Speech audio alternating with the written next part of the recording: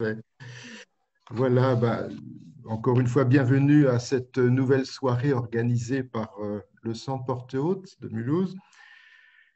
Je rappelle juste que, compte tenu de la situation sanitaire, nous avons convenu de maintenir notre programme en le réalisant à distance et que notre cycle initialement prévu devait porter sur les libertés en question.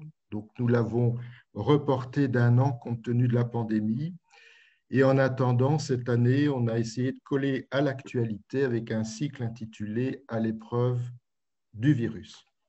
Je vous en rappellerai le programme tout à l'heure.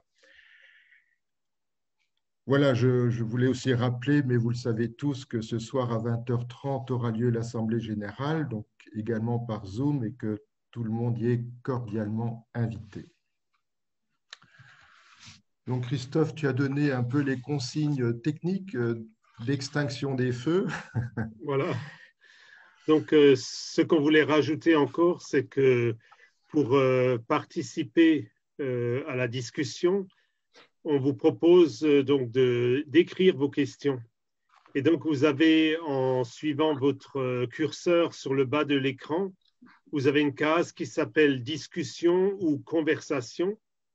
Et c'est en cliquant sur cette case que vous voyez apparaître sur la droite une partie discussion où les questions vont pouvoir, où chacun pourra envoyer son commentaire ou sa discussion.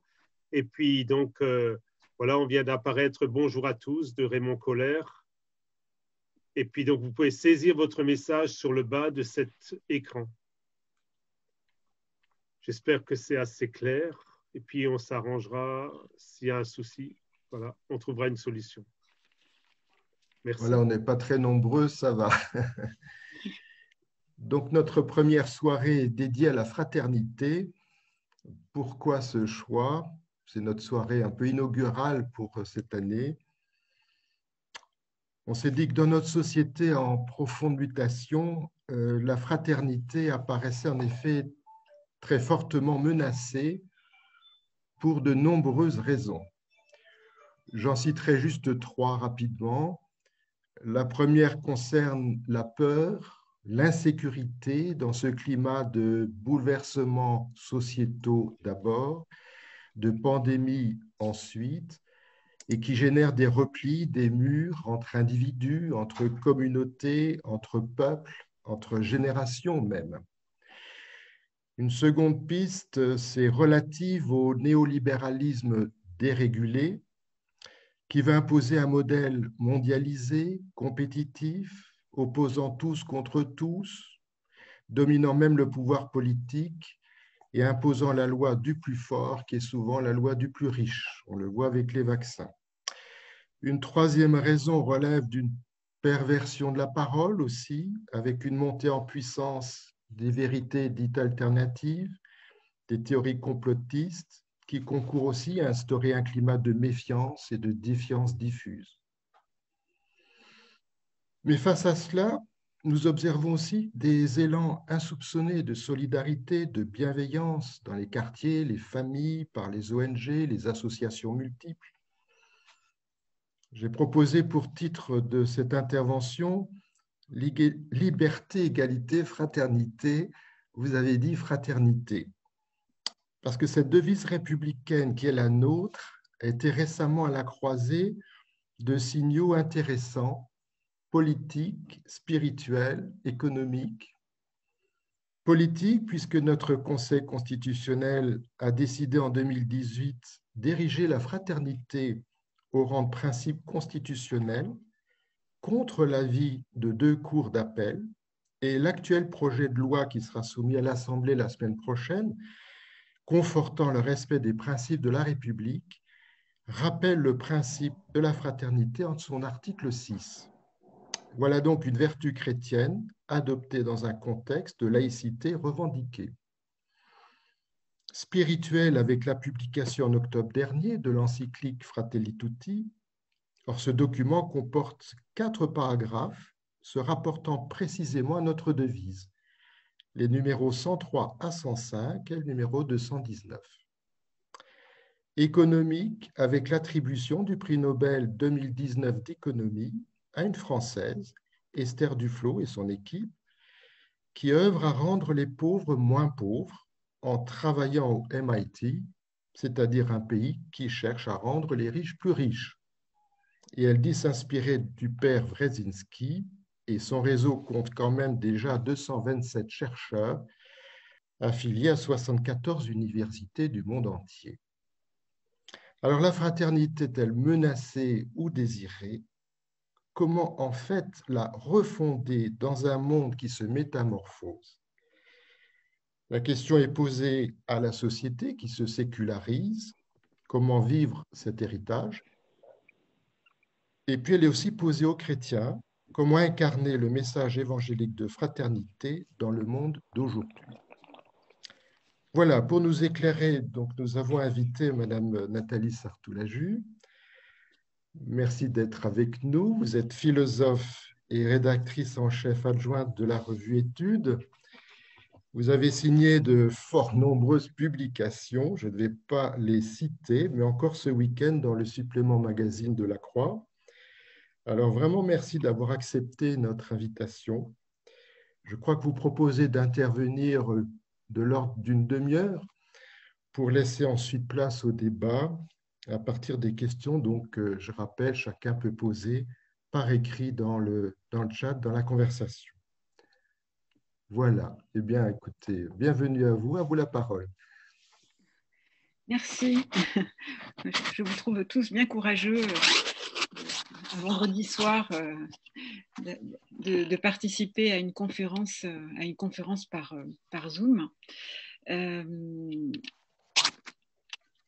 Donc oui, quand vous m'avez posé cette question en fait de réfléchir sur la fraternité, bon, puis en intitulant avec cet intitulé liberté, égalité, vous avez dit fraternité, avec un point d'interrogation qui portait, je pense, sur la notion de fraternité. Je me suis dit qu'avant toute chose, la fraternité, la notion de fraternité, pour la plupart d'entre nous, c'est vrai qu'elle renvoie immédiatement à la relation biologique et privée de la famille, au sens où les frères sont ceux qui sont nés des mêmes parents avant toute chose. Mais c'est vrai que la devise républicaine nous incite à explorer une autre dimension dans la fraternité sociale et plus symbolique qui excède ce domaine privé et biologique de la famille.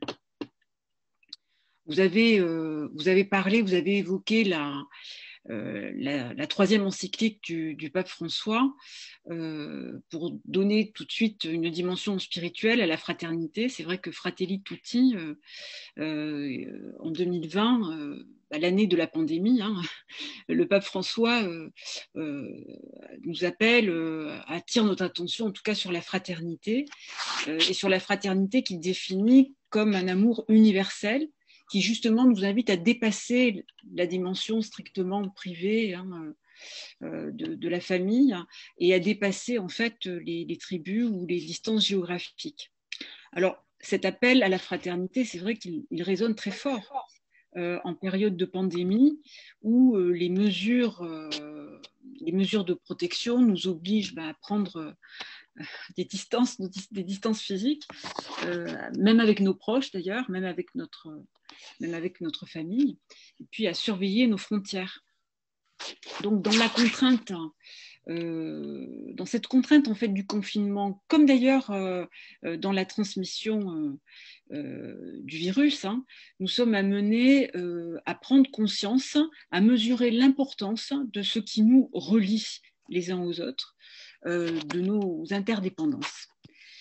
Et en dépit de l'épreuve que nous faisons d'une vulnérabilité partagée, je crois que surtout en fait à l'aube de ce qu'on appelle le troisième reconfinement, je crois que c'est le sentiment en fait de fragmentation aussi qui domine, le sentiment de séparation sociale et d'isolement, avec peut-être aussi une sorte de dépression collective qui nous menace. On n'est plus vraiment dans ces expressions, je dirais, de fraternité et de solidarité qu'il y avait un peu spontanément lors du premier confinement, là on sent une forme d'abattement, hein, parce que quand les individus ne peuvent plus faire société, quand ils ne peuvent plus se rassembler pour partager joie et épreuves, hein, quand ils sont atteints dans leur capacité relationnelle, c'est effectivement c'est la dépression qui menace. Donc nous voyons bien que nous sommes gavés de connexion, mais nous souffrons finalement de solitude, car nous manquons de cette chaleur et de cette épaisseur charnelle de la fraternité. C'est donc nous sentons ce désir de fraternité qu'il faut réveiller quand il menace de s'éteindre, hein, d'être asphyxié pour surmonter les processus de désocialisation et de repli sur soi qui nous guettent. Alors en fait, pour aborder cette réflexion avec vous, pour essayer de repenser la fraternité, j'esquisserai en fait 5 pistes sur lesquelles on pourra revenir lors de la conversation. Tout d'abord, la dimension religieuse de la fraternité, et puis sa dimension politique, avec notamment la devise républicaine qui est la nôtre. Et ensuite, j'esquisserai 3 caractéristiques de la fraternité. Tout d'abord, la dimension d'ouverture, en tension avec la fermeture. Puis, deuxième caractéristique, j'ai le sentiment de vous perdre. Voilà. Vous annonciez votre plan. Oui, avec oui. les 3 caractéristiques. J'ai vu qu'il y avait effectivement une interruption brutale. Bon, ça arrive parce que je suis située dans un endroit où la connexion n'est pas toujours excellente. Je suis désolée. Je ne vous avais pas prévenu de ça. Mais donc, ça peut, des fois, mais ça ne dure pas très longtemps. Voilà, ça revient. Voilà. Donc, d'abord, sur la dimension religieuse, alors j'aborderai à partir de l'ancrage chrétien qui est le mien, hein, cette dimension religieuse, parce qu'elle n'est pas propre au christianisme. Hein, la fraternité, je dirais, est propre, est un principe qui est valorisé dans les 3 religions abrahamiques. Donc voilà, ce n'est pas une spécificité chrétienne.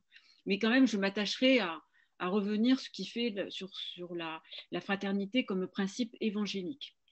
Alors, dans son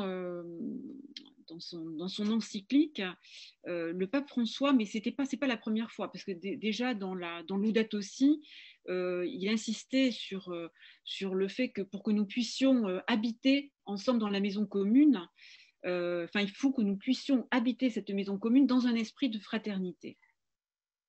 Et là, il y consacre évidemment toute son encyclique sur cette dimension de la fraternité avec Fratelli Tutti.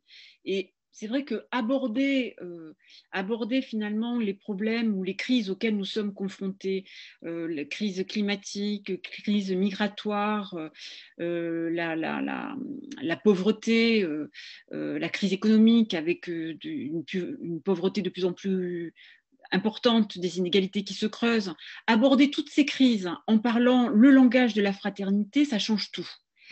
Parce que c'est un nouveau ton. C'est un nouveau ton qui se veut résolument anticatastrophique et qui incite à construire une culture, là je cite l'encyclique du pape François Fratelli Tutti, une culture de la rencontre. Une culture de la rencontre qui implique en fait certaines capacités relationnelles et des capacités de cohabitation, des capacités de solidarité. Donc c'est vrai que d'un point de vue religieux, la fraternité, elle suppose une origine commune. Elle suppose la référence à un Dieu qui est envisagé comme un père commun ou à un principe transcendant. L'interlocuteur privilégié de Laudato Si, c'était le patriarche de Constantinople, Bartholomée. Celui de Fratelli Tutti, c'est le grand imam d'Al-Azhar, Ahmed El-Tayeb. Ça, je crois que c'est important de le préciser parce que ça veut dire que le désir de fraternité, il va bien au-delà du monde chrétien et des plus proches, car il s'adresse à l'étranger et à celui qui ne partage pas les mêmes convictions que les nôtres.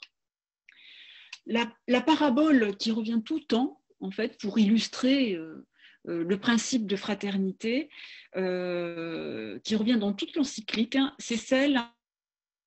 Hop, vous m'aviez perdu, me revoilà. C'est bon, vous m'entendez? Oui. Oui, de nouveau? Ok. Nous en étions à la parabole. Oui, c'est des problèmes de la technique. Vous risquez de me perdre de temps en temps. Voilà. Mais c'est vrai que c'est un peu embêtant. Donc, on en était à la parabole du bon samaritain. Et donc, elle initie, cette parabole, en fait, un mouvement d'ouverture et de décentrement de soi. Et ça, je dirais, c'est un leitmotiv, hein, dans les encycliques du pape François, qui invite les chrétiens à aller à la périphérie, hein, à sortir de l'Église, hein, pour aller dans les marges, pour aller à la périphérie. En fait, je trouve, c'est ce que nous montre bien cette parabole du bon samaritain, c'est en fait ce qui empêche la relation fraternelle. Et ce qui empêche la relation fraternelle, c'est que, obnubilé, je cite l'encyclique, obnubilé par la poursuite de nos propres besoins, en fait, nous ne sommes pas attentifs aux personnes souffrantes. Et cette inattention, en fait, aux autres est la cause principale de notre manquement à la fraternité.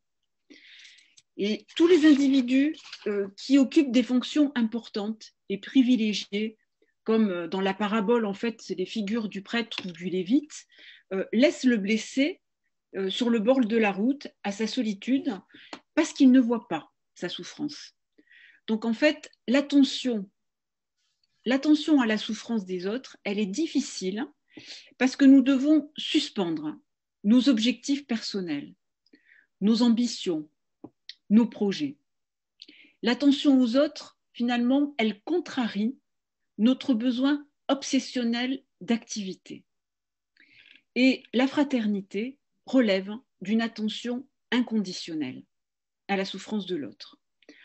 Alors pour moi, cette notion d'attention, elle est philosophiquement, ça fait écho tout de suite à ce que développe Simone Weil dans l'amour implicite et l'amour explicite de Dieu. Elle développe vraiment d'une manière très intéressante cette notion d'attention aux autres comme principe même de la fraternité spirituelle.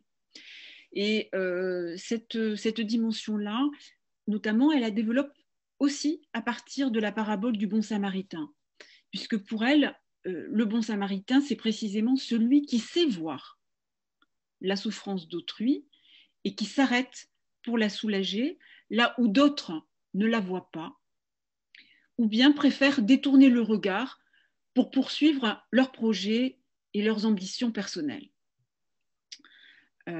Donc ce que Simone Weil appelle l'attention créatrice, si vous voulez, je vous cite en fait une phrase qui est vraiment que je trouve intéressante. C'est l'attention créatrice consiste à faire réellement attention à ceux qui n'existent pas. L'humanité n'existe pas dans la chair anonyme inerte au bord de la route. Le Samaritain qui s'arrête et regarde fait pourtant attention à cette humanité absente. Et les actes qui suivent témoignent qu'il s'agit d'une attention réelle. Donc, en fait, là, ce que Simone Weil appelle l'attention réelle, elle convoque aussi à la responsabilité et à l'action, à ne pas faire comme si cette souffrance d'autrui n'existait pas ou ne me concernait pas.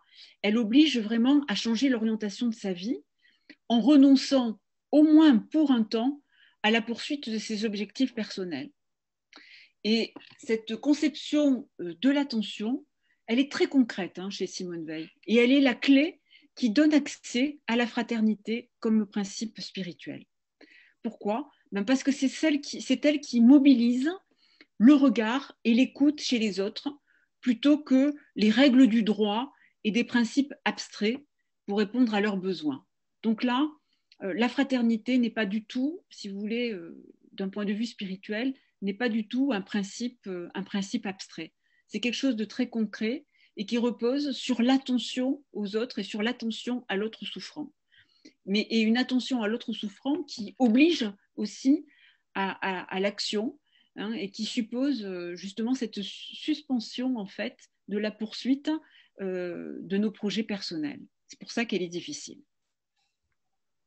Alors, j'insiste là-dessus parce que c'est finalement quelque chose de très concret, et chez Simone Veil, et je crois que la fraternité chez le pape François, c'est aussi quelque chose de très concret.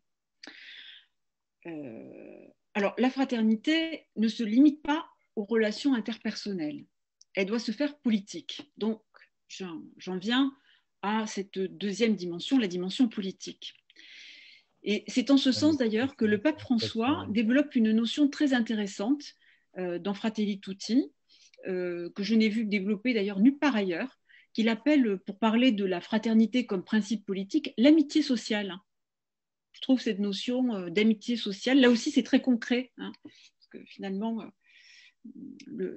toujours la théologie du pape François se nourrit d'une pastorale et donc de notions très concrètes. Et là, c'est cette notion d'amitié sociale. Je crois que, si je comprends bien, dans son esprit, la fraternité relève sûrement davantage du champ religieux, justement parce qu'elle renvoie à un père commun. Alors que l'amitié sociale, elle est vraiment, elle relève davantage du champ politique. Dans quelle mesure? Parce que c'est comme capacité finalement à poursuivre une œuvre commune, hein, à faire cause commune, ou bien à faire des choses ensemble. Au fond, c'est ça. L'amitié sociale, elle réunit des personnes qui vont poursuivre une œuvre commune et qui vont faire des choses ensemble. Et là aussi, finalement, elle est ancrée, ça ancre la fraternité dans une pratique. Ça fait de la fraternité quelque chose qui n'est pas simplement un grand principe abstrait, mais quelque chose de très concret.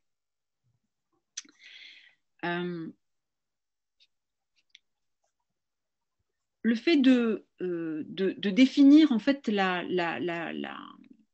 fraternité, cette dimension politique à partir de la poursuite d'une cause commune, qu'est-ce qui se passe à ce moment-là? Eh bien, je pense que en fait, une cause, un projet, un bien commun peut nous rassembler au-delà, en dépit en tout cas, de nos différentes appartenances identitaires ou sociales. Et là, je crois que c'est important parce que ce que signifie la fraternité, c'est que ce qui nous unit à un moment donné est plus fort que ce qui nous divise. Et je reviendrai sur cette caractéristique-là de la fraternité qui me paraît un point très important. En tout cas, cette notion, la notion d'amitié sociale renvoie peut-être davantage à l'horizontalité des liens qui caractérise la fraternité d'un point de vue politique. Elle invite aussi peut-être, là c'est une interprétation personnelle, je ne sais pas très bien si finalement le pape François peut parler de ça quand il évoque l'amitié sociale, mais pour moi en tout cas, ça m'invite à dépasser peut-être aussi la conflictualité qui peut être latente ou inhérente à la relation fraternelle, hein, pour aller du frère ennemi finalement au frère ami. Hein. La notion d'amitié sociale nous invite aussi à dépasser la conflictualité, voilà, qui peut être aussi inhérente au lien fraternel, devenir finalement l'ami de son frère, pour surmonter les conflictualités sous-jacentes au lien fraternel. C'est un point aussi sur lequel je reviendrai. En tout cas, ce que l'on peut constater, vous y avez fait référence dans votre introduction, c'est que la fraternité, dans nos sociétés sécularisées, elle revient aujourd'hui par la politique et par le droit, puisque le Conseil constitutionnel a reconnu en juillet 2018 la fraternité comme un principe constitutionnel suite aux aides apportées aux migrants en situation irrégulière sur le territoire national. Et ceci par le biais de procès, enfin, puisqu'il y a eu des procès, alors les procès de Pierre-Alain Manoni, ce chercheur niçois, mais aussi de Cédric Héroux, l'agriculteur dans la vallée de la Roya, qui étaient poursuivis depuis 2016 pour aide à l'entrée et à la circulation et au séjour de personnes en situation irrégulière. Et je pense que c'est ces procès qui furent à l'origine en fait de cette décision du Conseil constitutionnel de consacrer la fraternité comme un principe constitutionnel. Cette décision, elle permet notamment de distinguer les passeurs qui finalement menacent l'ordre public, hein, par l'aide à l'entrée illégale sur le territoire, des bénévoles qui vont porter secours aux migrants, et ceci sans contrepartie. Voilà. Donc la fraternité, elle fait partie de notre devise républicaine. Mais ce que l'on constate, c'est que finalement, d'une part, elle a tardé, elle n'est pas venue tout de suite dans la Constitution, hein, comme la liberté et l'égalité. Elle a connu finalement une existence juridique assez mouvementée. Alors, je ne vais pas vous retracer cette histoire. Je n'ai pas les compétences pour cela. Je vous invite, pour comprendre en fait cette existence mouvementée du principe de fraternité comme principe juridique, hein, je vous invite à lire un article qu'on a publié dans la revue Études en février de 2019 de Dominique Balmary, hein, qui est un juriste, conseiller d'État. Et c'est passionnant, en fait, cet article où il retrace un petit peu l'histoire mouvementée de la fraternité comme principe juridique. Alors, je pense que si la fraternité, elle est plus difficile à mettre en œuvre, en tout cas dans le droit, que l'égalité ou la liberté, c'est que la fraternité, on ne peut pas l'imposer, de l'extérieur. Il n'y a pas d'injonction, hein, si vous voulez, à la fraternité. Alors pour Edgar Morin, dans un petit livre qui s'appelle La fraternité, résister à la cruauté du monde, explique ça très très bien. Il dit bien sûr que liberté et égalité et fraternité sont complémentaires, mais alors je voudrais retrouver la phrase exacte. Oui, voilà. Alors que l'on édicte des lois qui assurent la liberté ou qui imposent l'égalité, on ne peut pas imposer la fraternité par la loi. La fraternité ne peut pas venir d'une injonction étatique supérieure. Elle doit venir de nous. Certes, nous avons des solidarités sociales comme la sécurité sociale, l'allocation de chômage, mais elles sont organisées bureaucratiquement et n'apportent pas le rapport affectueux de personne à personne qu'est la fraternité. Alors ça, je trouve ça très intéressant, enfin, de dire que la fraternité, finalement, elle apporte quelque chose de positif, hein, de chaleureux, qui va permettre aussi peut-être cette cohabitation, cette complémentarité entre la liberté et l'égalité, puisque finalement, la liberté, sans la fraternité, elle pourrait rapidement s'affaiblir, s'étioler, dans la solitude, dans l'indépendance. La liberté pourrait devenir l'indépendance finalement, et manquer ce qui nous relie, ce qui relie la liberté individuelle aux autres, par exemple dans la belle notion d'autonomie. Donc sans la fraternité, la liberté peut s'étioler dans la stricte indépendance et dans la solitude et l'isolement. La fraternité permet aussi que l'égalité se développe en veillant aux fragilités de chacun. Sinon, finalement, l'égalité, elle se restreint à ceux qui se reconnaissent comme des pairs. Mais là où je rejoins vraiment Edgar Morin, c'est que je crois que la fraternité, elle relève davantage de la morale et de la responsabilité de chacun plutôt que du droit. La liberté, on peut l'instituer, l'égalité, on peut l'imposer, mais la fraternité, non, elle relève finalement de la responsabilité de chacun. Alors, désormais, le principe constitutionnel, en fait, qu'est-ce qu'il fait ? Il protège le fait de porter secours à autrui, même s'il est étranger.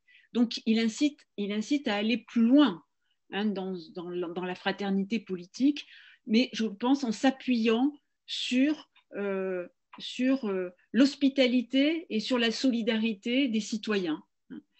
Et chaque fois, on peut dire que la politique néglige la fraternité, elle tend à produire de l'exclusion. Voilà pour les deux dimensions à grands traits, brossées à grands traits, dimension spirituelle, dimension politique. Maintenant, je voudrais approfondir un peu en revenant sur 3 caractéristiques qui me semblent essentielles de la fraternité. Première caractéristique, l'ouverture, que je défendrai en tout cas, l'ouverture, mais dans sa tension avec la clôture.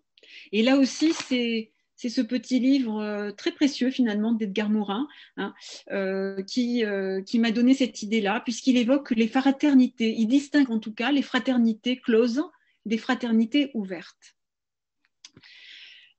Alors, la fraternité, si on suit par exemple la définition qu'en donne le pape François, elle élargit, elle ouvre en tout cas l'amour à une dimension plus universelle qui dépasse, on l'a dit, les origines familiales ou tribales et leur caractère préférentiel. Donc elle nous fait sortir de la tentation de repli dans nos petites communautés, celle du clan ou celle de l'entre-soi, où les personnes s'assemblent d'abord parce qu'elles se ressemblent, parce qu'elles partagent une origine commune ou des centres d'intérêt communs.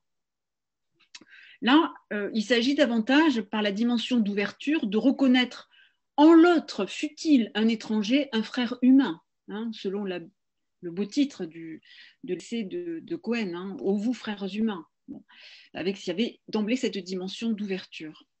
Et quand Edgar Morin distingue les fraternités closes et des fraternités ouvertes, là aussi ça m'a évoqué les 2 sources de la morale du philosophe Henri Bergson, puisque Bergson, comme Bergson l'a montré dans les 2 sources de la morale et de la religion, toute société a tendance à se refermer sur elle-même, à se replier sur ses acquis et ses coutumes.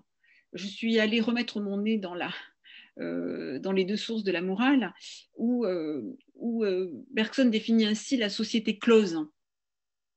La société close, dit-il, est celle dont les membres se tiennent entre eux, indifférents au reste des hommes, toujours prêts à attaquer ou à se défendre, astreints à une attitude de combat.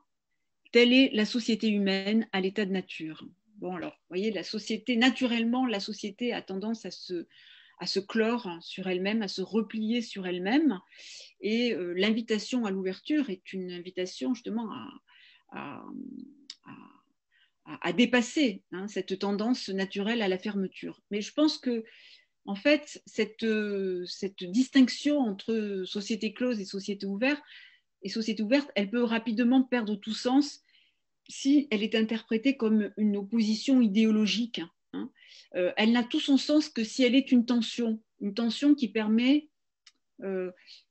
justement aux sociétés tantôt de se refermer, tantôt de s'ouvrir. Voilà. Alors, en tout cas, je crois qu'il ne faut pas peut-être aller trop vite dans l'opposition entre des sociétés closes et des sociétés ouvertes, mais qu'il faut retrouver cette tension fermeture et ouverture. Parce que je crois que cette tension entre le clos et l'ouvert, elle est un signe de bonne santé et de vitalité pour une communauté fraternelle. Il me semble que si une communauté se fixe sur un de ces pôles, soit la fermeture, soit l'ouverture, eh bien elle meurt. Pourquoi ? Soit elle se fige en devenant trop étriquée, soit elle se dissout finalement en s'élargissant outre mesure. Donc le clos ne me paraît pas, n'est pas seulement un signe de fermeture et d'exclusion. Il me semble que le clos, il est également porteur d'une intelligence des limites et des séparations qui sont nécessaires pour pouvoir vivre ensemble. De temps en temps, il faut pouvoir aussi fermer sa porte. Hein, voilà, c'est ça que et marquer des séparations. Alors, faut-il désirer l'ouverture à tout prix entre frères et briser tous les murs, s'affranchir de toutes les clôtures? C'est une question, hein, que je me pose. N'y a-t-il pas finalement un seuil au-delà duquel, à force de s'ouvrir, une fraternité explose? Parce qu'en son sein cohabitent peut-être des divergences qui sont irréconciliables. Voilà, donc je voulais attirer votre attention sur le fait que le clos et l'ouvert incarnent deux forces également vitales, que c'est deux propriétés du vivant et qu'il importe d'articuler plutôt que de chercher à les opposer. Et c'est la tension entre les deux qui permet, me semble-t-il, à la relation fraternelle de durer, hein, en se transformant par cette dynamique-là du clos et de... Voilà. Voilà, je reviens parmi vous. Donc, je disais que l'entre-soi est parfois nécessaire pour mûrir et partager des convictions, pour se protéger des coups durs et pour faire face à l'adversité. Mais si nos communautés sont seulement des fraternités closes sur elles-mêmes, qui se protègent de toute remise en question venant de l'extérieur, elles risquent à ce moment-là de se replier sur les particularismes locaux, et c'est ce que l'on voit avec les particularismes nationaux, incapables d'admirer ce qui peut venir de l'extérieur. C'est ce qu'on voit avec les populismes, hein, finalement. Et à ce moment-là, les fraternités closes, elles produisent de l'exclusion. Et je crois que c'est dans ce sens-là que le pape François invite bien sûr à privilégier les fraternités d'ouverture qui favorisent ce qu'il appelle la culture de la rencontre. Hein, voilà. Alors, deuxième caractéristique, la communion fraternelle.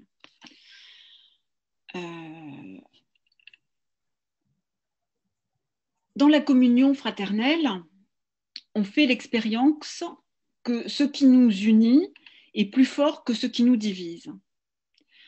On a parlé, par exemple, de communion fraternelle lors du Mondial 2018, lors de l'incendie de Notre-Dame, au moment des attentats en 2015. La fraternité, elle donne à penser finalement l'articulation du je et du nous, l'articulation du je-nous. Et sans cette articulation du je-nous, un être humain ou une société ne peuvent pas tenir debout. Donc la fraternité, elle induit une manière de faire société, une manière d'être ensemble, dans la communion. Et dans la communion, si vous voulez, c'est plus fort que la simple coexistence.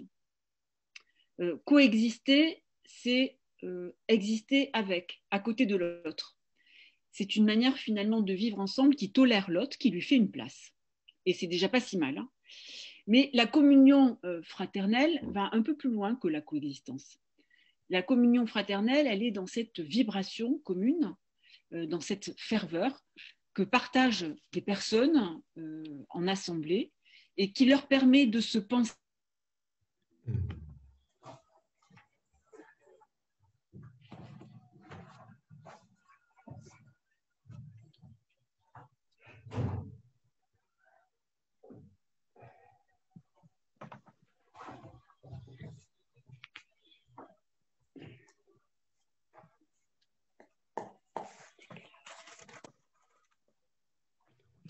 Donc la communion, elle est convoquée dans nos sociétés sécularisées lors de moments exceptionnels de fête et de deuil pour manifester l'unité de la communauté, exprimer une forme de fraternité entre les citoyens, une fraternité qui est supérieure aux divisions. Et ces moments de fraternité, évidemment, n'effacent pas les divisions, mais disons que ce sont des... elles les mettent un peu entre parenthèses. Hein. Ces moments de fraternité sont des trêves et ils s'expriment par des grands rassemblements populaires spontanés. Ces moments en fait ces moments de fraternité, de communion nationale, donnent la possibilité, si vous voulez, de faire corps. Hein. Et que ce soit dans l'expression de la fête ou dans les moments de deuil. Je peux me réjouir de la victoire d'une équipe sans connaître les joueurs. De même que je peux pleurer des victimes d'attentats dont j'ignore parfois le nom et le visage. Donc, ce que manifeste à ce moment-là la fraternité, c'est ce qu'elle manifeste à ce moment-là, c'est que je peux être par empathie ce que je ne suis pas précisément, celui que je ne suis pas précisément. Je peux être celui que je ne suis pas au nom d'un principe supérieur de fraternité.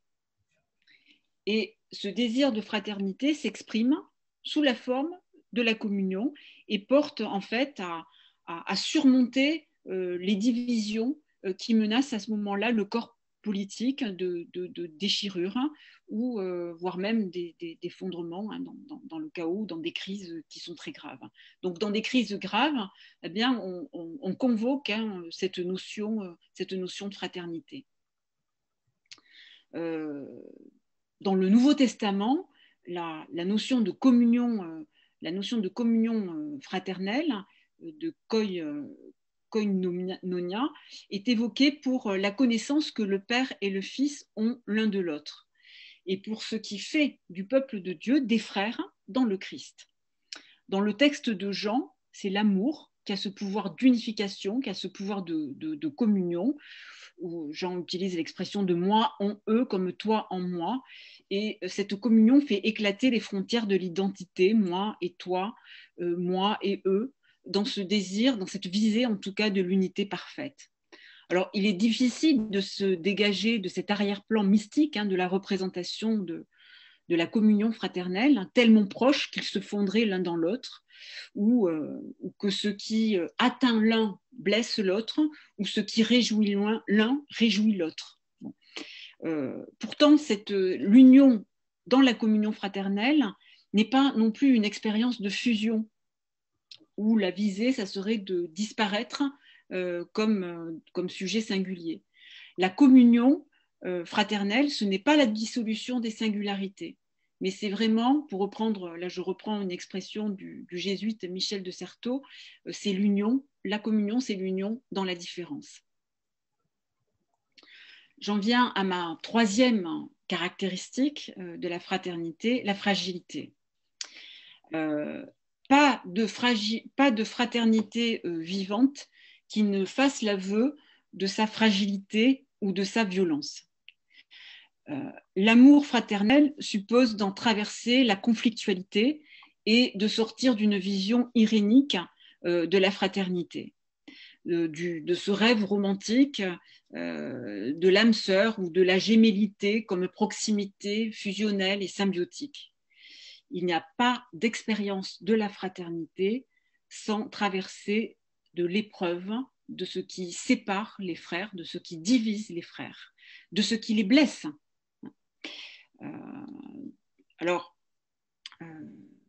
Bien sûr, dans la Bible, l'amour inconditionnel du Père est une force qui restaure, qui permet la restauration des liens fraternels. Mais cet amour inconditionnel du Père, il peut être aussi source de rivalité, de jalousie, chaque fois que l'on doute de lui. Et je dirais que peut-être, en tout cas pour moi, perdre la foi, c'est ne plus croire en cet amour inconditionnel. Et si nous avons cette inquiétude à l'endroit de l'amour inconditionnel, c'est que nous avons peur de manquer, nous avons peur d'être lésés. Et la fraternité, elle est marquée par la blessure de ce tourment-là. Caïn est le premier meurtrier de l'histoire, donc le fratricide est le premier crime dans la Bible. Nous ne pouvons pas donc occulter cette violence inhérente au lien fraternel qui brise la représentation angélique de l'unité parfaite des frères. Mais le christianisme demeure la religion de la réconciliation fraternelle et du pardon, c'est-à-dire non pas du déni des divisions et des blessures fraternelles, mais de la traversée de ces divisions et de ces blessures qui doivent être vécues et surmontées. Alors les frères ne cessent de se battre pour se distinguer les uns des autres. Le frère est toujours susceptible de devenir l'ennemi le plus intime, celui dont celui dont la trahison blesse à mort, c'est toujours c'est la trahison du frère, hein, la trahison du plus proche. Donc là, et n'oublions pas non plus que l'amour fraternel, il se découvre sur le front, hein, dans l'épreuve du front, puisqu'on parle des frères d'armes. Donc c'est dans la traversée des épreuves qui mettent les hommes à nu. C'est dans le partage de cette fragilité commune que se découvre aussi la fraternité. Alors on voit ça chez un théologien comme Teilhard de Chardin qui a montré cette expérience fondatrice du front, hein, pour réfléchir sur la fraternité, mais on voit ça aussi chez un philosophe comme Jan Patočka, c'est pareil, qui parle de cette expérience du front, de la solidarité des ébranlés. C'est toujours l'expérience de la fraternité se fait dans la confrontation à la mort. Alors, en fait, je pense que c'est que ce soit devant Dieu ou devant la mort, finalement, nous sommes tous également nus, quelles que soient nos différences ethniques, sociales et sexuées. Donc, cette nudité de nos vies, cette vulnérabilité partagée fait de nous des frères humains. Pourquoi cette nudité fait-elle de nous des frères? Parce que la fragilité de tous y est exposée sans dissimulation. Donc je dirais en conclusion que les hommes et les femmes capables de fraternité sont ceux qui se reconnaissent dans leur fragilité et qui s'épaulent pour les affronter. Nous en faisons le constat une fois de plus avec la pandémie qui réactive la notion de fraternité comme le partage d'une condition marquée par la fragilité. Nous sommes tous a priori égaux face au risque de la maladie, tous susceptibles en tout cas d'être frappés par la maladie. En réalité, les conditions sont loin d'être les mêmes pour tous, selon les territoires, les logements, la promiscuité. La crise sanitaire, en fait, comme la crise écologique, exacerbe là aussi les inégalités et certains sont plus vulnérables que d'autres. Donc la fraternité, elle oblige à devenir le gardien de son frère, de prendre soin de celui qui est le plus exposé en fait à la vulnérabilité. Et c'est ce que finalement c'est ce à quoi nous appelle la parabole du bon samaritain. Voilà, je vous remercie. Un grand merci Nathalie Sarthoux pour cet éclairage philosophique qui permet de faire un lien entre politique, spiritualité, la situation actuelle, les Écritures. C'est très frustrant sans doute de ne pas entendre d'applaudissements à la fin d'une intervention. C'est bien dommage.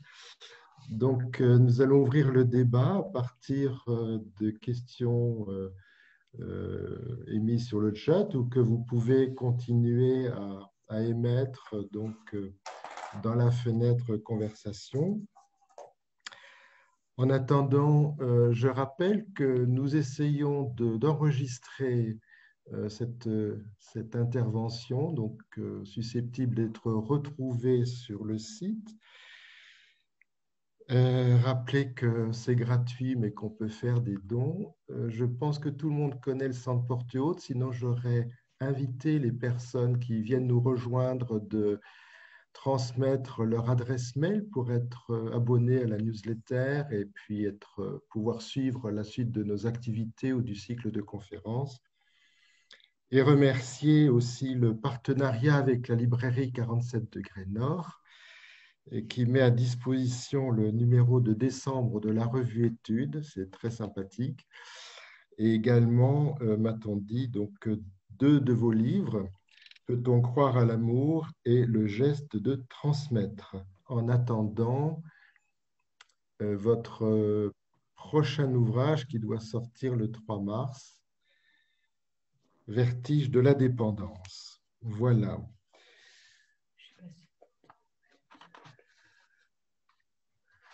Je crois que vous nous avez de nouveau quittés. Oui, ça va bien. Bon, Voilà, interruption, voilà, je reviens parmi vous. merci. J'avais vu dans une conversation, dans la conversation, attends, si je la remets, Oui. j'ai vu une question qui était je suis Charlie, est-ce que c'est trop fusionnel? Oui, tout à fait. Trop fusionnel. Alors justement, je pense que c'est vrai que par exemple, quand la revue est une revue comme étude a participé à cet élan de communion fraternelle en disant je suis Charlie, ça a posé des questions à certains de nos lecteurs, parce que bien évidemment, on ne partageait pas forcément les mêmes ligne éditoriale et les mêmes convictions que Charlie. Mais justement, ce que j'ai essayé de dire, c'est que qu'est-ce que ça signifiait à ce moment-là dire je suis Charlie, ben, c'était justement invoquer le principe de fraternité. Et que c'est seulement l'invocation de ce principe de fraternité qui pouvait nous faire dire que je peux être celui que précisément je ne suis pas, par empathie et par solidarité fraternelle, par communion fraternelle. Je peux être celui que je ne suis précisément pas. Il n'y a que la fraternité qui permet cette communion-là. Donc pour moi, ce n'était pas fusion, mais c'était bien communion. Il y avait bien une communion fraternelle. Et d'ailleurs, ensuite, en dépit de la reconnaissance de ce qui pouvait nous séparer éditorialement de Charlie, de Charlie. Jacques, est-ce que tu as des questions à transmettre?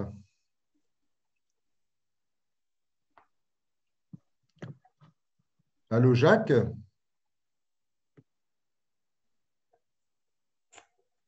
Ah. Voilà, ça y est. Réponds. Réponds. Non, pour le moment, non. Il y a déjà la tienne, Jean-Michel. Oui. Je crois que c'est Jacques Abeg qu'on sollicite là. Ah, voilà. C'est pas Jacques. Il est là, Jean-Michel? Oui.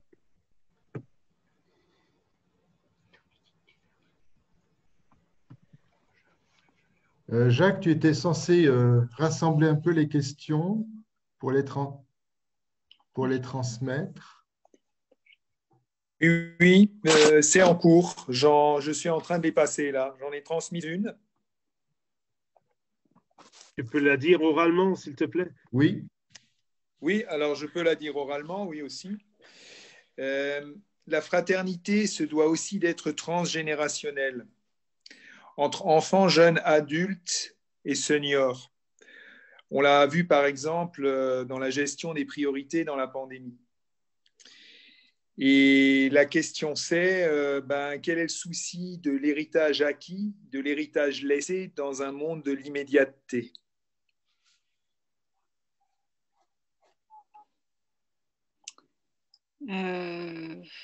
Oui, alors là, c'est la fraternité entre les générations. Bon, elle est mise à rude épreuve, hein, cette fraternité entre les générations. Parce que vous voyez bien qu'il y a pas, en tout cas par la pandémie, parce que on voit bien qu'elle s'essouffle, parce qu'en fait, la fraternité, c'est vrai qu'on a tendance à vouloir l'étendre, à l'étendre à la fois dans l'espace géographique et puis aussi à l'étendre dans le temps. Et donc là aussi, c'est vrai qu'elle prend du coup, par cette extension, nos responsabilités, les responsabilités vis-à-vis des générations, alors il y a les plus jeunes générations, mais aussi des générations plus lointaines, les générations à venir. Donc là, c'est vrai que cette obligation, elle est lourde à porter, hein, parce que la responsabilité s'étend, la fraternité est un principe qui a tendance à s'étendre, hein, et comme comme on l'a dit, hein, la fraternité, comme ça relève du sentiment de responsabilité morale, hein, de l'obligation morale finalement de chacun, bon, ben, on a tendance d'abord à vouloir la vivre par rapport à nos plus proches, et puis ensuite par rapport à ceux qui sont le plus distants géographiquement loin de nous, mais maintenant aussi pour vis-à-vis des générations à venir. Et du coup, la fraternité nous peut apparaître un peu comme un principe un peu abstrait. Hein. Mais c'est vrai qu'il y a cette convocation en tout cas à dépasser la fraternité strictement à ce que la fraternité, à faire de la fraternité un principe transgénérationnel. Vous savez que la pandémie, comme la crise écologique, nous sollicitent cette fraternité intergénérationnelle. Alors, je ne sais pas si c'était une question, je peux que faire un commentaire de ça. Merci. D'accord. Alors, j'avais encore une autre question. Dans son encyclique, le pape ne mentionne pas les nations européennes, en particulier en ce qui concerne les problèmes de migration. Alors, cette question m'a été fournie sous cette forme-là. Je ne sais pas si vous arrivez à en voir le sens. Sinon, il faut que la personne qui l'a posée peut-être précise. J'ai l'impression que ce n'est pas vraiment des questions, c'est des choses où je peux que, vous voyez, par rapport à ça, c'est comme sur la transmission transgénérationnelle. Je ne sais pas si vous avez des questions par rapport... Je ne vois pas la question, en fait. D'accord.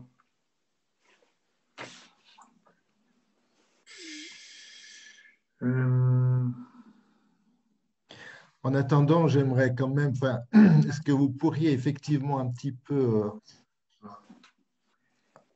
réexpliquer ce qui fait fondamentalement, qui peut nourrir ce lien ou justifier le lien fraternel quand on pense par exemple à comment est pensé le néolibéralisme anglo-saxon, très dérégulé, enfin, la perception du pauvre est du pauvre, de l'exclu est quand même très différente aux États-Unis que chez nous. Et est-ce qu'on peut concevoir, je dirais, sans transcendance, et même avec une transcendance, puisqu'on partage quand même quelque chose de commun avec ces pays anglo-saxons, comment comprendre la différence de perception de la fraternité? Alors, c'est vrai que le néolibéralisme n'invite pas aux relations fraternelles, puisque c'est un régime où les individus sont concurrentiels, en fait, sont perçus comme des concurrents. Donc la fraternité, elle se restreint davantage toujours aux plus proches, à la famille. Rappelez-vous l'expression de Thatcher, no society. C'était pas une invitation à la dimension sociale et politique de la fraternité, mais au contraire, vraiment, il y avait que la famille, quoi, les individus et la famille. Alors, quand vous dites, oui, c'est vrai que la fraternité peut renvoyer, suppose, en tout cas dans le cadre des religions, quand on se situe culturellement dans des religions monothéistes, suppose ce renvoi à un principe transcendant ou à un père commun, si vous voulez, mais je crois que sans convoquer nos croyances, et je pense que la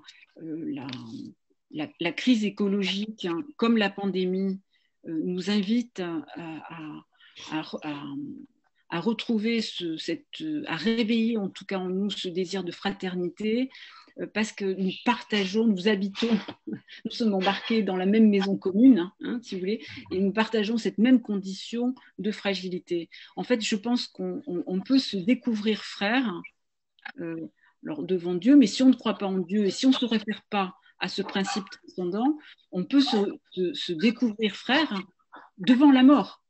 Parce que là, nous sommes tous égaux devant la mort. Nous allons tous mourir. Vous voyez, et c'est cette finitude à laquelle nous rappelle la crise écologique, hein, avec les limites auxquelles nous sommes confrontés, et c'est cette finitude que nous rappelle aussi à laquelle nous rappelle aussi la pandémie.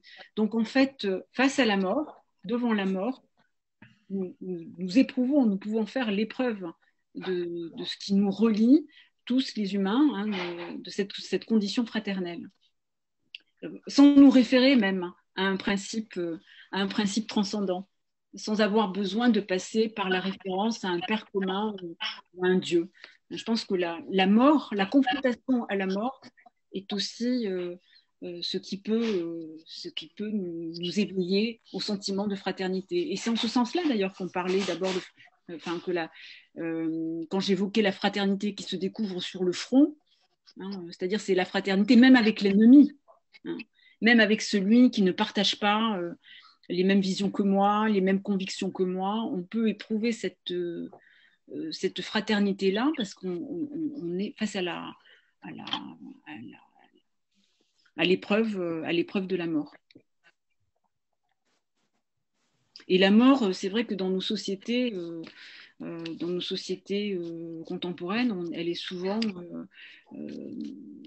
cachée, elle est souvent dissimulée, elle est restreinte aux hôpitaux, vous voyez, et là on se la prend de plein fouet, quoi, avec la pandémie. Hein,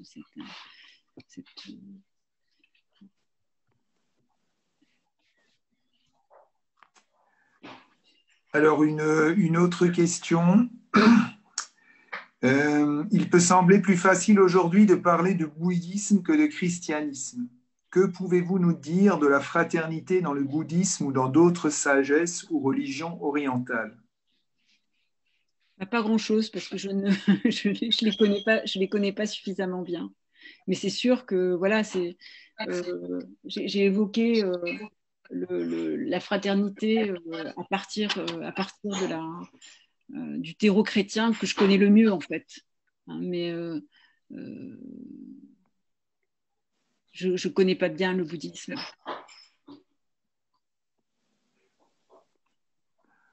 Voilà, alors j'ai encore une question.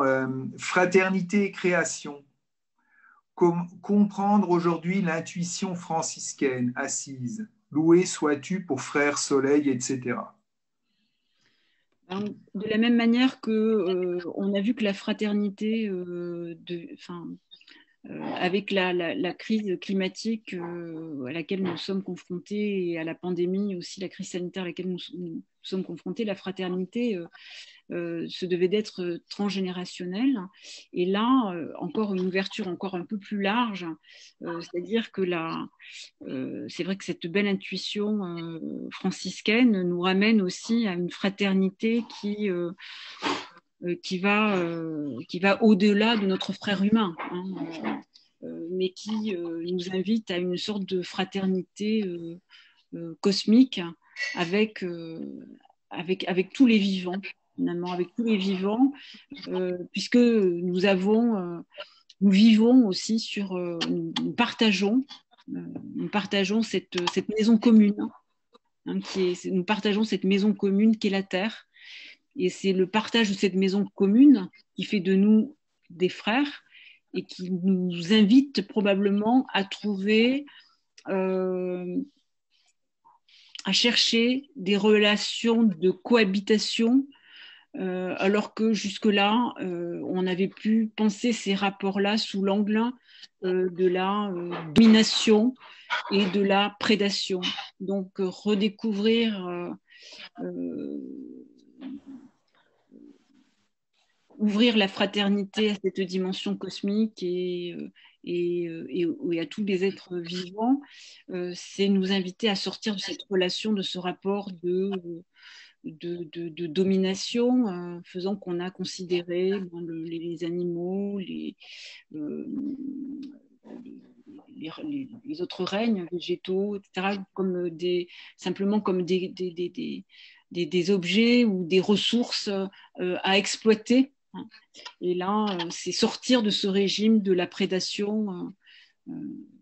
Et c'est vrai que ça, c'était déjà une belle intuition présente dans Saint François d'Assise. D'accord. Alors encore une autre question. Marie Balmary se demandait comment se reconnaître frère sans reconnaître un même père.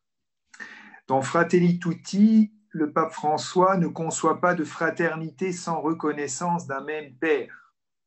Alors là, père avec un P majuscule, bien sûr, c'est-à-dire pour le moins d'une transcendance. Oui, c'est vrai. Je crois que cette notion de transcendance est importante hein, pour nous aider en tout cas pour permettre le dépassement de la violence et des rivalités fraternelles. Hein. Je pense que cette référence à un principe transcendant et à un père commun qui est au fond source d'un amour inconditionnel. Je pense au père de la parabole de l'enfant prodigue, le fils prodigue. C'est cette référence à un père qui est source d'un amour inconditionnel. C'est-à-dire que je sais que je suis aimée de façon inconditionnelle. Et c'est ça qui devrait disposer les frères, finalement, à dépasser les conflictualités, les rivalités entre eux. Et à devenir finalement, à devenir amis. C'est sûr que c'est la référence à ce principe transcendant, puis comme un père commun, qui est source d'un amour inconditionnel. C'est ce qui permet, je crois, effectivement, de surmonter la violence inhérente au lien fraternel. Mais je crois malgré tout que même sans référence à ce père commun ou sans référence à ce principe transcendant, je pense que la prise de conscience de la mort, hein, c'est ce que j'ai essayé de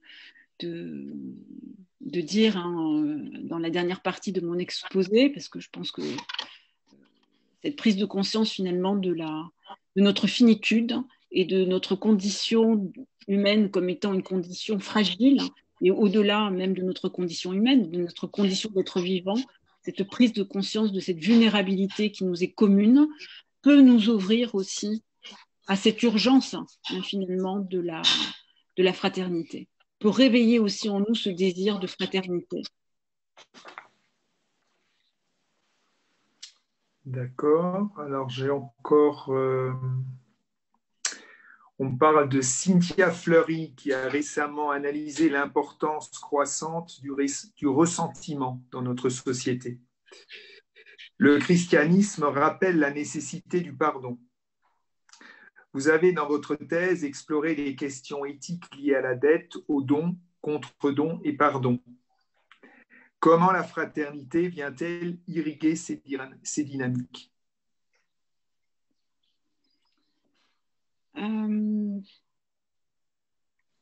La fraternité, parce qu'elle est une culture, en fait de la rencontre,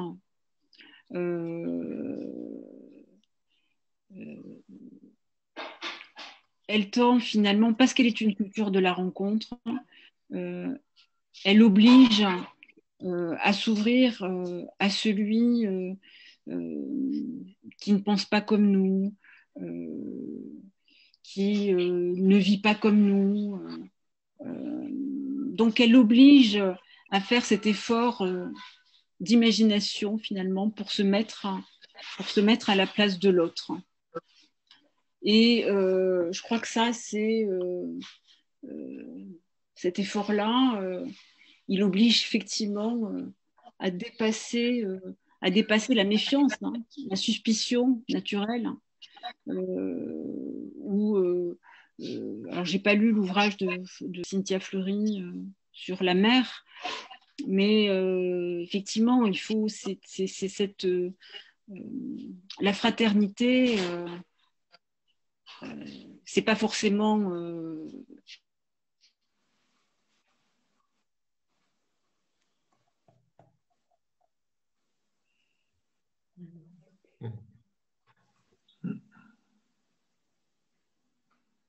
Je crois qu'il y a une coupure là.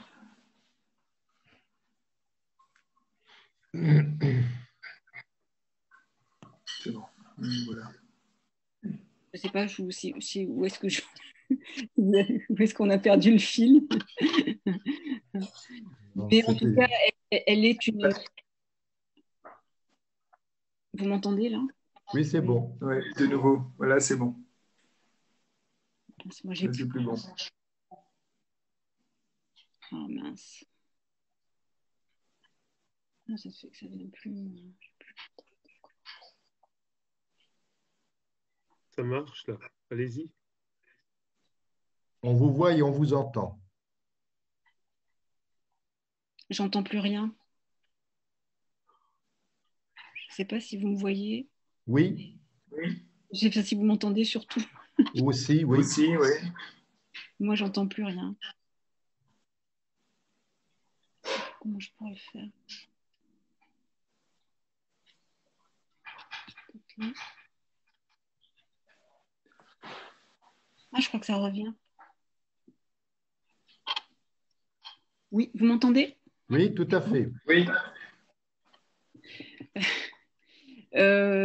Oui, je pense que donc, alors, je me perds en fait. C'était entre le ressentiment et puis le don, le pardon.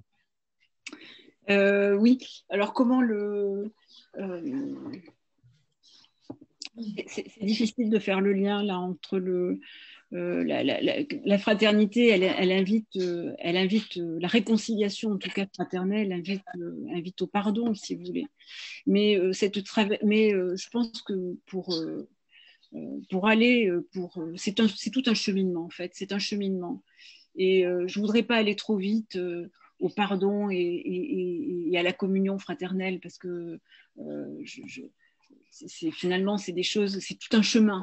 Et c'est un chemin qui passe souvent par la traversée de ce qui, par la traversée de division, par la traversée de ce qui nous a blessés. Et ces blessures-là, elles supposent tout un chemin. Elle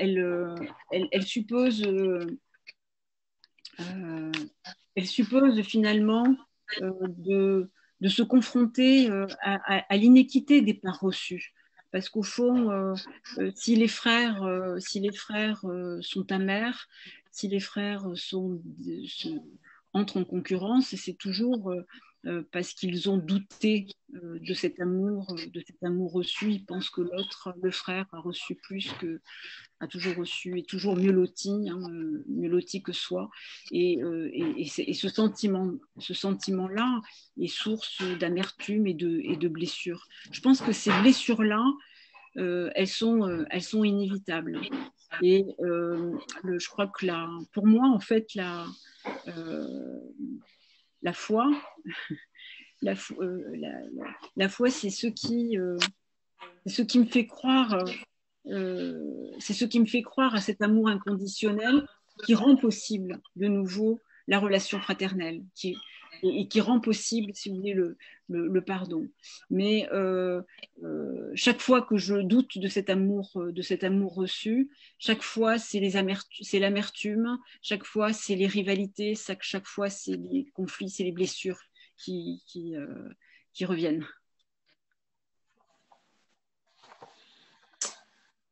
Alors, oui, on peut encore prendre une question, je pense. Une dernière, alors, oui. Une dernière. Alors, la fraternité, valeur chrétienne, s'inscrit dans notre société sécularisée et laïque comme valeur citoyenne. Alors, la question, c'est celle-ci. Cela conforterait-il le mot de Marcel Gauchet, le christianisme est la religion de la sortie de la religion?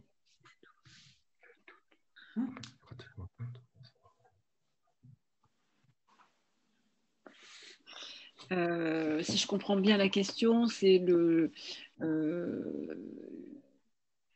christianisme porterait finalement en germe le passage de la dimension religieuse de la fraternité à sa dimension politique.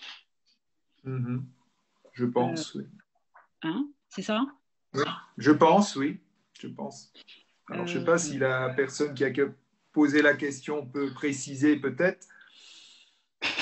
C'est une sécularisation. Une sécularisation de la dimension de la fraternité, de la fraternité. Ben oui, parce que d'une certaine manière, le père s'absentant, il laisse les frères, finalement déployer leur relation. Hein. Le père n'est pas écrasant, et c'est le père, en fait, la référence au père dans le christianisme, c'est pas la référence à un principe tout puissant. C'est plutôt la référence, je l'ai dit, à un amour inconditionnel. Et je crois qu'effectivement, la religion chrétienne, elle porte l'espérance d'une réconciliation fraternelle, et qui va passer par la politique. Qui passe par la politique, et pas uniquement un principe justement religieux, un principe spirituel. Et c'est pour ça d'ailleurs qu'on retrouve toute l'importance de cette notion qu'il développe en fait, qui est nommée, mais sans vraiment qu'elle soit développée, cette notion d'amitié sociale dans l'encyclique Fratelli Tutti, qui prend énormément d'importance. C'est vrai que je ne vais pas reprendre l'analyse de la thèse de Gaucher, parce que là, ça nous porterait beaucoup trop loin. Hein. Mais en tout cas, c'est la religion qui fait place et qui permet d'espérer, qui nous donne à espérer que la fraternité, elle peut se vivre sous l'horizon aussi du politique. Et ce que j'aime bien avec la notion d'amitié sociale, c'est que ça devient pas, c'est pas simplement un principe républicain, une devise un peu abstraite gravée sur nos frontons, mais la notion d'amitié sociale permet aussi de donner une incarnation très concrète à la fraternité politique. Qu'est-ce que c'est qu'être frère finalement dans une cité, hein, dans la cité? Eh bien, c'est faire des choses ensemble. C'est défendre une cause commune. C'est poursuivre un bien commun. Et ça, je trouve que c'est incarner, c'est donner une dimension très concrète aussi à la fraternité telle qu'elle peut se vivre dans la cité, et dans un horizon plus politique. L'heure tourne. Je voudrais vous remercier vraiment infiniment pour ces réflexions très riches qui vont pouvoir nourrir encore notre propre réflexion. Vraiment un très, très grand merci. Je crois que le débat était bien nourri aussi. Avant de clore, quelques mots pour la suite de notre programme. Donc, dans le cadre de ce cycle à l'épreuve du virus, décliné selon différentes thématiques, nous avions d'abord prévu l'aspect politique avec M. Kleinschmacher, donc professeur à Strasbourg, et qui était prévu le 12 janvier et que nous avions décidé de reporter en raison du couvre-feu. Et puis, malheureusement, il nous a informé qu'il a eu ces derniers jours un gros souci qui va empêcher ces différentes actions pour les prochains mois, et donc qui ne pourra pas honorer l'invitation qu'on lui a faite. Il en est vraiment désolé et il nous prie de l'en excuser.